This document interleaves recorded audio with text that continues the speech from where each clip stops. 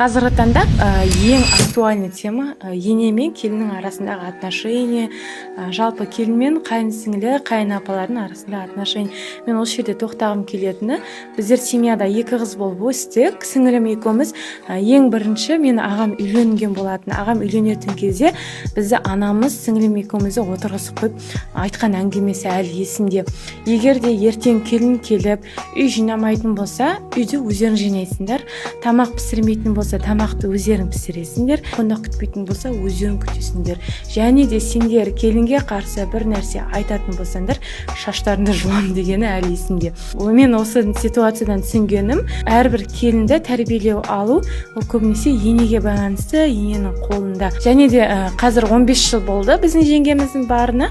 Біз осы кезге дейін бірде-бірде сөзге келіп көрмеппіз. Ол да біз ойлағаннан да күшті келін болып қызмет етіп, ата-анама барлығының көңілін табуда, және де бізде қайын-сіңлі болып ешқашан жолын кесіп ұрысып көрмеппіз. Сондықтан да бұл жерде енді ең бірінші роль біздің анамызға байланысты, анамыздың бізге берген осы кеңесіне байланысты, ұстанымына байланысты деп ойлаймын.